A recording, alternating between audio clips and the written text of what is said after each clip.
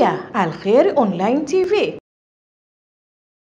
Ndugu waandishi wa habari na Watanzania kwa ujumla, awali yoyote naomba niwasalimie kwa salamu ya Kiislamu, salamu yenye amani ndani yake. Kwa Kiarabu niwaambie assalamu alaikum, na kwa Kiswahili niwaambie amani ya Mola iwe juu yenu. Leo tumewaita hapa makao makuu ya Al-Hikma Foundation kwa ajili ya wito wa mwisho na ukumbusho wa mwisho kwa Waislamu, wapenzi wa Qur'an na Watanzania kwa ujumla, kuja kushuhudia ule mtinange, yale mashindano makubwa zaidi ya Qur'ani tukufu ya mabara ulimwenguni,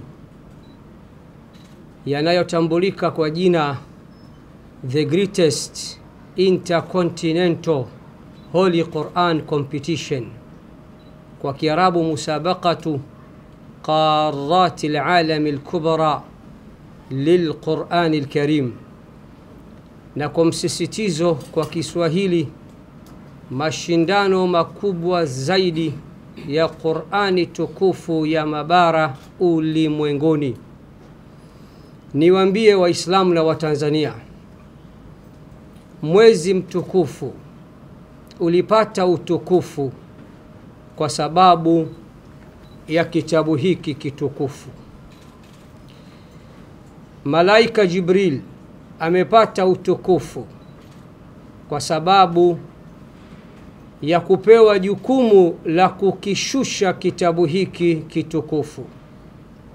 Naye mtume wetu Muhammad sallallahu alayhi wasallam alipata utukufu kwa sababu ya kushushiwa kitabu hiki kitukufu.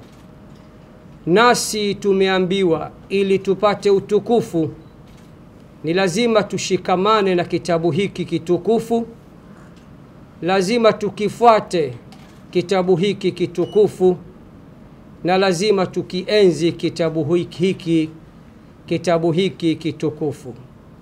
Al-Hikma Foundation kwa kuzingatia hilo, ndani au katikati ya mwezi mtukufu tunakuletea mashindano ya 25 robo karne hiyo baba, yatakayofanyika tarehe 16 wiki hii tu ya mbele, ndani ya mwezi huu wa 3 mwaka huu 2025 insha ar-Rahman alladhi allama al-Quran, kuanzia saa 12 asubuhi kama kawa hadi saa 6:30 mchana. Hakuna kiingilio, ni bure kabisa. Watu wote hata wasiokuwa Waislamu Qur'ani inawahusu. Qur'ani yenyewe imesema mwanzoni mwa suratu Ibrahim, kitabun anzalnahu ilaika, kitabu tumekuteremshia ewe Muhammad, litukhrija an-nasa min adh-dhulumati ila an-nur, ili upate kuwatoa watu katika kiza na uwapeleke katika nuru. Qur'ani imehusishwa na watu, na mtu ni mtu, awe Muislamu awe Mkristo awe hana dini, wote Qur'ani inawahusu. Karibuni katika viwanja hivi vya Mkapa na Uhuru. Mgeni wetu rasmi si mwingine, ni yule aliyeweza kukivaa kiatu cha mwenyewe, Alhaji Ali Hassan Mwinyi, mtoto wake Dr. Hussein Ali Mwinyi, rais wa Zanzibar na mwenyekiti wa Baraza la Mapinduzi, lakini waziri mkuu wa Jamhuri ya Muungano wa Tanzania ndugu yetu Kassim Majaliwa naye tutakuwa naye.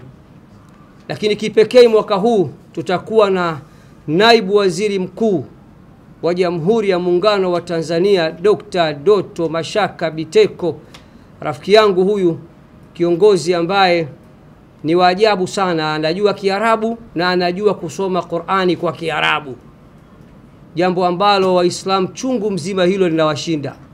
Naye tutakuwa naye na viongozi mbalimbali.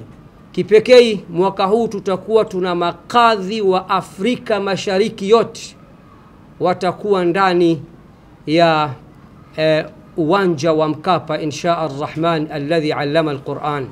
Tuna wageni kutoka Omani, tuna wageni kutoka South Africa, tuna wageni kutoka Uingereza, tuna wageni kutoka Kenya, tuna wageni kutoka Burundi, tuna wageni kutoka Rwanda. Dunia nzima sasa imekwisha changamka kuja kujionea ni nani, ni bara lipi litakaloondoka na kitita cha milioni 30. Kwa kumalizia, niwaambie Waislamu na Watanzania kwa ujumla, Al-Hikma Foundation kila mwaka tuna slogan na tuna kauli mbiu na tunakuja kivingine. Mwaka huu kauli mbiu yetu inasema Qur'ani tukufu ni moja kati ya mawili baba, ama ikunyanyue au ikubwage.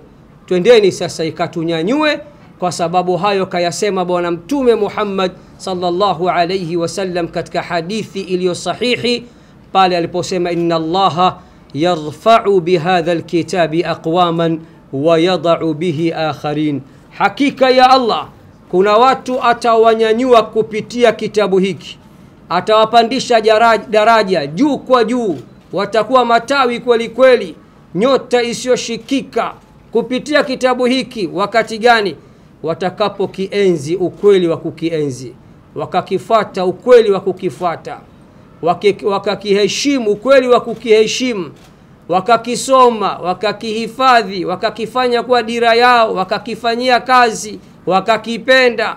Allah atawanyanyua kupitia kitabu hiki, na wale waliokipuuza kitabu hiki atawabwaga kweli kweli, na watakuwa pangu pakavutia mchuzi. Baada ya kusema hayo, ndugu waandishi, naomba kuwasilisha, huu ndio wito wetu wa mwisho, na niko tayari kusikiliza kama kuna maswali au katibu aniambie kama ana jambo la kumalizia. Mwenyekiti wa kamati husika. Haya, wanasema nimewafilisi.